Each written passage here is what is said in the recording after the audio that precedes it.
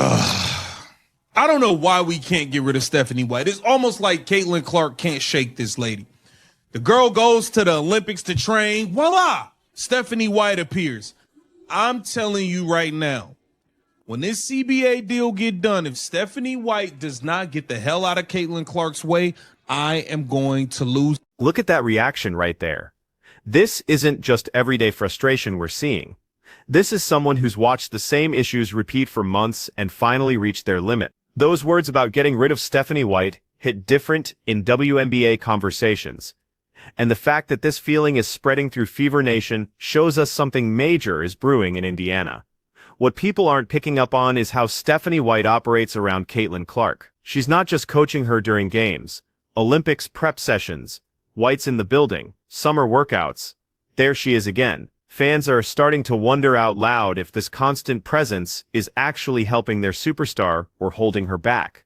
With contract talks heating up across the league, this tension showing up now makes everything more complicated. Here it says, Fever shares Stephanie White's move amid WNBA offseason. Stephanie White completed her first season with the Indiana Fever. We wish it was her last season. Just saying. Just saying. Here it says, let me get this out of here for y'all, man. There's too much going on. All right. Maybe they don't want me to get rid of that. Whatever. Here it says, Stephanie White had a memorable first season with the Indiana Fever. Now, let's establish the facts. So Stephanie White just wrapped her debut season running the Indiana Fever in 2025. She came over after 2 seasons with Connecticut, bringing Coach of the Year hardware with her, so nobody's questioning her resume. The Fever specifically wanted her because of those Indiana roots. Purdue player, born and raised in the state, knows the basketball DNA inside and out. Everything looked like a perfect match on paper. Local coach, local superstar, what could go wrong? But that first season exposed problems nobody saw coming. Injuries absolutely destroyed their campaign. Caitlin Clark went down with that season-ending issue. Sophie Cunningham hit the shelf. 3 more rotation guys were done before the playoffs even began. White somehow guided this patchwork roster all the way to the semis, where they took the eventual champion Vegas Aces to 5 brutal games before falling short. Any other coach gets praised for dragging a broken team that far, so what's driving Fever fans to demand her exit before she's even completed 1 full campaign? White made a public appearance on Wednesday night. The Fever took to social media to share the coach's off-season move. White was at Gainbridge Fieldhouse on Wednesday. The 48-year-old returned to the Fever's home arena, but it was not for the usual reason. This time around, White came as a fan supporting the Indiana Pacers. The Fever and the Pacers share the same arena. On Wednesday, the Pacers hosted the Toronto Raptors. White sat courtside to show her support. The Fever took to social media to announce White's attendance. All right, so there you see Coach Stephanie White. The way this criticism is building tells the whole story. Nobody's attacking her wins and losses.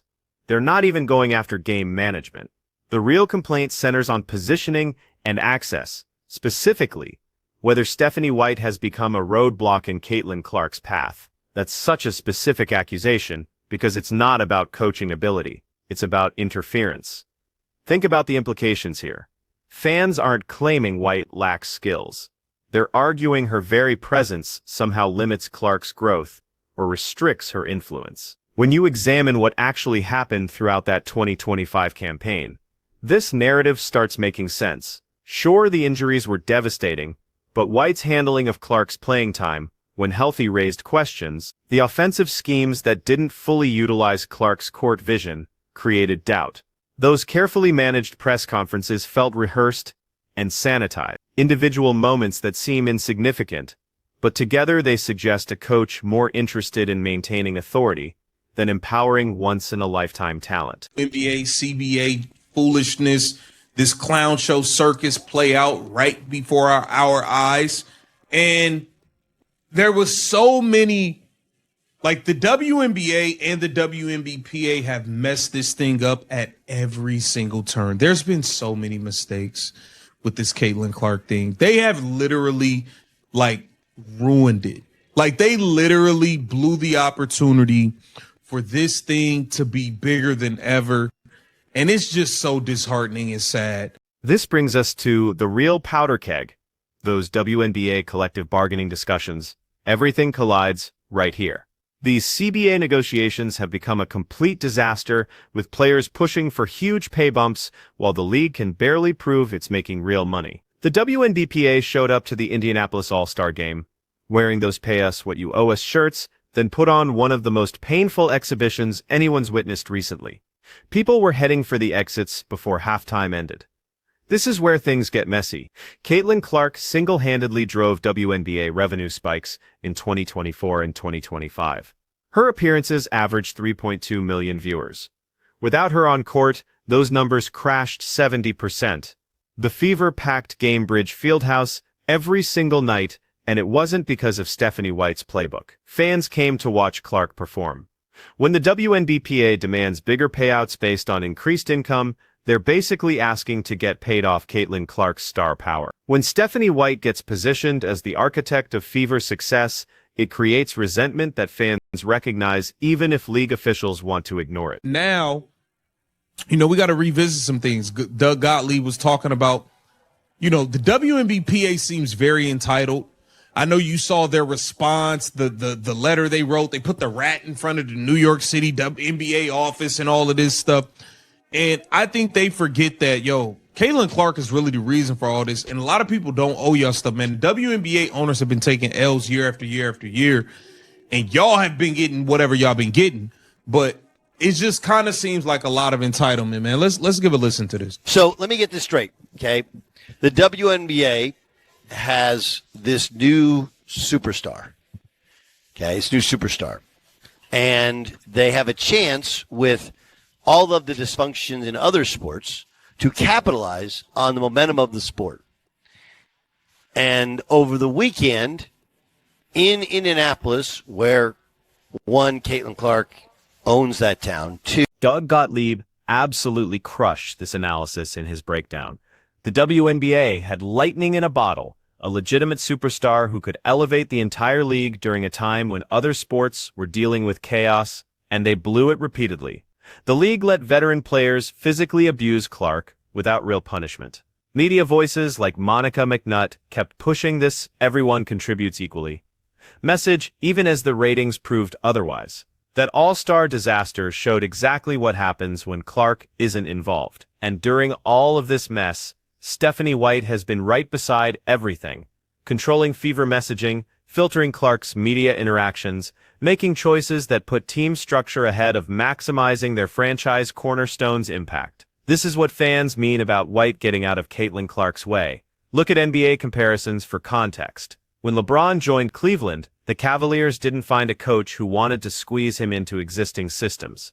They rebuilt everything around his abilities. When Luka landed in Dallas, the Mavericks handed him complete control and said, "Go create magic." That's proper generational talent management. You eliminate barriers, you expand possibilities, you amplify their special gifts. Stephanie White appears to be coaching Caitlin Clark like any other elite player. Structure, discipline, predetermined roles, team-first philosophy, all of that works in normal situations. But when you've got someone who can personally reshape your franchise's entire financial future, maybe conventional wisdom isn't the answer. Caitlin Clark, but the rest of the league is going to run into a, hey, we're back in that same predicament of not only people not caring, but people actually pushing it away. And it's going to be blamed. It will, without any question, say, hey, America is male, chauvinistic, anti-whatever, alternative lifestyle, whatever, when that's not what it is. Is there some of that? Yeah, there's always going to be something. There's also reality to it, right? Women are less athletic than men. It is not the jaw-dropping athleticism that we're used to seeing in professional basketball. It's just not. Their skill level, though better than it's ever been, is not nor will ever be at the level of men. Right? And yet they want to compare themselves in salary to it. So there's part of that, there's a reality to it, a harsh reality to it. Time to address the entitlement factor. This reveals deeper cultural issues within WNBA player dynamics. The league has hemorrhaged money throughout most of its history. NBA ownership has basically funded operations as charity work, promoting women's basketball. That model isn't sustainable forever, but it's been the harsh reality. Then Caitlin Clark shows up, and suddenly the Fever turned profitable. Suddenly WNBA broadcasts pull actual television ratings. Suddenly merchandise sales become real revenue stream. The league's reaction is demanding 30% revenue sharing and massive salary bumps for everyone. Here's the truth nobody wants to state openly. Most WNBA athletes aren't generating the income they're demanding to receive. Pointing out that women's basketball involves less athleticism than men's basketball isn't sexism. It's biological fact. The skill development has improved tremendously, but it still doesn't command premium television deals independently. Caitlin Clark changed that equation personally. Her Iowa College run drew audiences matching men's tournament numbers. Her rookie professional season created ripple effects that lifted the whole league. Instead of recognizing this and creating sustainable models around it, the WNBA decided to negotiate like every player contributed equally to that growth. Stephanie White, coaching the team that benefited most from Clark's magnetism, has stayed remarkably quiet about these realities. She hasn't challenged the everyone deserves credit narrative. She hasn't advocated for building Fever systems completely around maximizing Clark's capabilities. Instead, she's operated like this was just another season, with another star talent. And that's driving fan frustration. Hey, that's what it is. Take it or leave it. And this is why the WNBA is now ignoring the WNBPA still. They're not even entertaining more offers from them. They like, look, y'all know the offer we sent y'all. We sent y'all 3 comprehensive offers. You can either get one of them or it is what it is, man. It is what it is. Get down in the comments and let me know what you think. Adam Silver's statement reveals exactly how NBA leadership views these discussions. We're doing everything possible to increase salaries. Notice he avoided promising 30% revenue sharing. He didn't guarantee NBA pay scale equality. He said the league offered more money, take the deal or walk away. The WNBA responded by basically ignoring WNBPA proposals. They delivered 3 comprehensive packages and said choose one or we're done talking. That's not desperate appeasement behavior. That's leverage acknowledgement. This matters for Stephanie White and Caitlin Clark because messy CBA resolution kills Fever momentum. Clark's prime years get squandered. That opportunity window from 2024 slams shut because league politics got in the way. Fans view Stephanie White as part of this dysfunction, not due to coaching incompetence. She's obviously capable, but because she represents old-school WNBA thinking. The we're all teammates approach that ignores reality about individual player value differences. When you're coaching the most valuable athlete in league history, that philosophy fails. So here's the defining question for the next few Fever seasons. Can Stephanie White evolve? Can she transform from traditional team-first coaching into understanding that Caitlin Clark isn't just another star? She's generational talent requiring completely different handling. If White can't make that adjustment, fan concerns become valid. Not because she lacks ability, but because the cost of wrong coaching for Caitlin Clark is massive. We're discussing wasting prime years of someone who could transform women's basketball into major commercial entertainment. Those 2025 injuries gave White breathing room.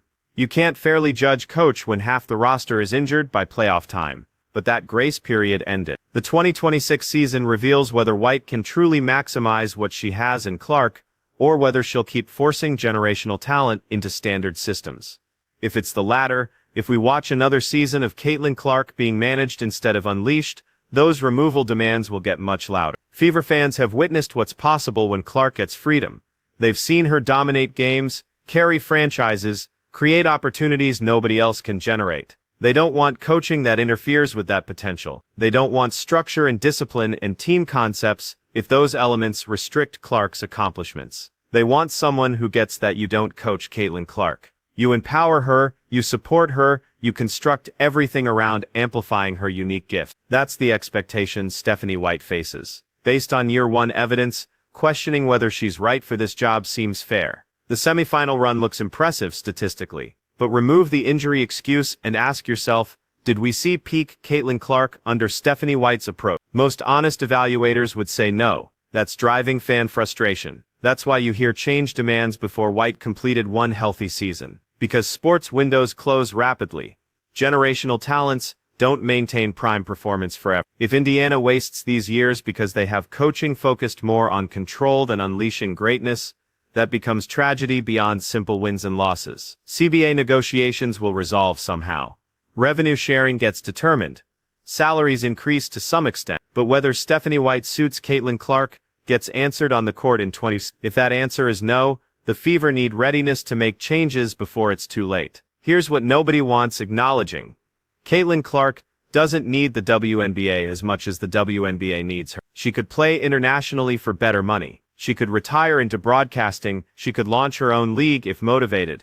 The leverage isn't with the WNBA or Fever. It belongs to Clark herself. If Stephanie White can't learn coaching that reality, can't embrace being supporting cast in someone else's story, then she becomes the obstacle fans already consider her. Not intentionally, but because this job demands something she might not provide. That's the uncomfortable reality driving this entire debate. It's why Stephanie White and Caitlin Clark discussions continue indefinitely. This transcends basketball. It's about whether the WNBA can adapt to genuine superstardom, or whether league culture and coaching philosophy wastes the biggest opportunity women's basketball ever received. What's your take? Is Stephanie White the right fit for Caitlin Clark, or do the Fever need different leadership? Can traditional team-first coaching successfully handle generational talent, or does that require revolutionary approaches? Share your thoughts below. Subscribe and keep this discussion alive. Either way, we'll discover the answer next season.